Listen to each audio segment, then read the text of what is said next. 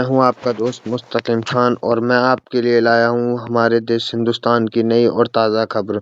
जैसा कि आपको पता है कि हमारे देश में राजनीतिक माहौल गरमाया हुआ है, तो चलिए शुरू करते हैं। इसी मुद्दे को लेकर एक और राजनीतिक बहस छिड़ गई है, जिसमें विरोध और प्रदर्शन जारी है और जिसमें सरकार अपने कानून को पारित करने के लिए तैयार है।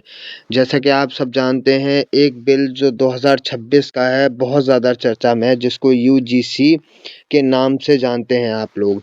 इसका बिल को यूजीसी बिल क्या है, तो शुरू करते हैं। आइए इसी पर बहस। यूजीसी के नए नियमों का क्यों हो रहा है विरोध?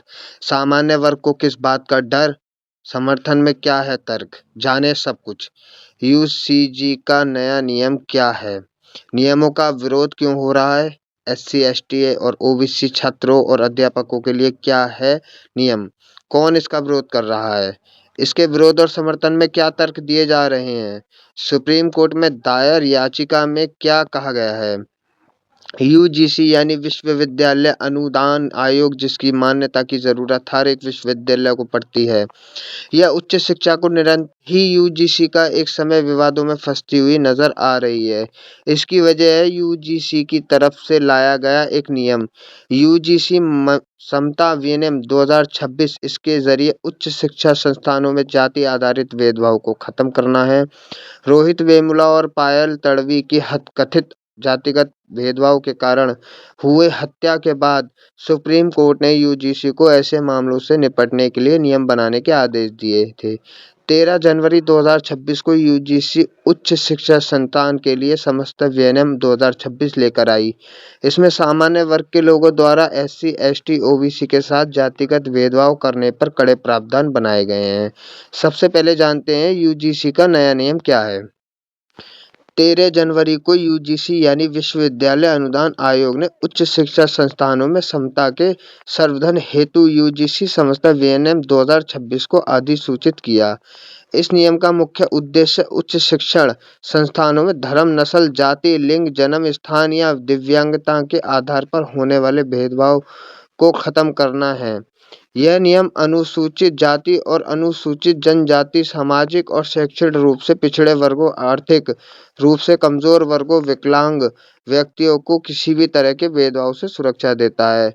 नए नियम को सभी विश्वविद्यालयों को लागू करना होगा। इसको लेके लागू किया जाएगा। इसके लिए यूजीसी ने एक पूरा खाका तैयार किया है। इसमें एसटी, एससी, ओबीसी छात्र और अध्यापकों के लिए क्या है, ये सवाल एक महत्वपूर्ण है। चलिए नजर डालते हैं। इन नियमों को लागू करने के लिए हर विश्वविद्यालय में एक समान अवसर केंद्र, एक समता समिति और समता समूह बनाने के निर्देश दिए हैं। इसके साथ ही कई और नियम भी हैं। इन्हें एक एक करके समझते हैं। आरक्षित छात्रों और अध्यापकों की सुरक्षा के नियम।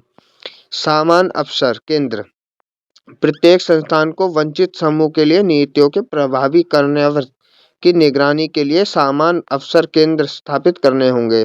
इसमें संस्थान के 5 फैकल्टी सदस्य होंगे। इन 5 सदस्यों के लिए किसी भी कैटेगरी के लिए कोई आरक्षण नहीं है।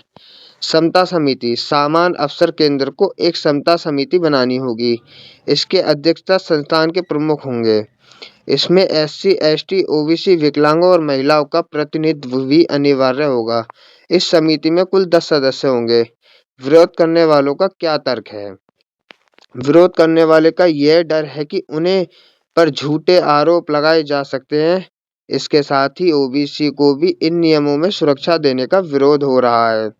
इसका विरोध करने वाले संगठनों का मानना है कि इस नियम का गलत इस्तेमाल किया जा सकता है और नियमों से वंचित छात्रों या शिक्षकों को झूठे आरोपों में फंसाया जा सकता है। इसके समर्थक में क्या तर्क दिए जा रहे हैं, आइए इस महत्वपूर्ण सवाल पर भी चर्चा करते हैं। इन नियमों को लागू के पीछे यूजीसी की तरफ से राष्ट्रीय शिक्षा नीति 2020 के मकसद को पूरा करना है। यह नियम राष्ट्रीय शिक्षा नीति 2020 के दृष्टिकोण पर आधारित है, जो पूर्ण समता और समावेशन को सभी शैक्षणिक निर्णयों को की आधारशिला मानता है। यूजीसी का कहना है कि इन नियमों से यह सुनिश्चित करने में मदद मिलेगी कि वंचित छात्र शिक्षा प्रणाली में बिना किसी डर के बेहतर प्रदर्शन कर सकें। इन नियमों का प्राथमिक उद्देश्य अनुसूचित जाति, अनुसूचित जनजाति सामाजिक और शैक्षणिक रूप से पिछड़े वर्गों और आर्थिक रूप से कमजोर वर्गों के सदस्यों के खिलाफ भेदभाव को खत्म करना है। आइए नजर डालते हैं कोर्ट में इसको लेकर क्या चर्चा है। तो शुरू करते हैं। कोर्ट में इसे लेकर जो याचिका दायर की गई है उसमें क्या कहा गया है। एडवोकेट विनीत जिंदल ने इसके खिलाफ सर्वोच्च न्यायालय में एक याचिका दायर की है। याचिका में विनियम 3C को चुनौती दी गई है।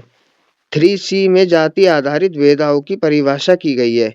इसमें अनुसूचित जाति जनजातियों और अन्य पिछड़े वर्गों के सदस्यों के साथ केवल जाति के आधार पर भेदभाव को परिभाषित किया गया है। याचिकाकर्ता का तर्क है कि यह परिभाषा गैर समावेशी है। याचिकाकर्ता अधिवक्ता विनीत जिंदल का कहना है कि ये प्रावधान गैर अनुसूचित जनजाति और अन्य पिछड़े वर्गों के व्यक्तियों को शिकायत निवारण और संस्थागत संरक्षण से वंचित करता है। यह भी दावा किया गया है कि प्रस्ताव संविधान के तहत दिए गए मौलिक अधिकारों का उल्लंघन करता है। इसमें संविधान के अनुच्छेद 14, 15, 1 और 21 शामिल हैं। तो दोस्तों, ये तो हुई यूसीजी के ऊपर सारी चर्चा। लेकिन अब सवाल ये है, क्या ये बिल पास हो पाएगा या सरकार को ये बिल बदलना पड़ेगा। तो बने रहिए हमारे चैनल न्यूज़ 24 MM चैनल पर। मैं आपका दोस्त मुस्तकिम खान, धन्यवाद, और आपकी खबर लेके आएंगे फिर।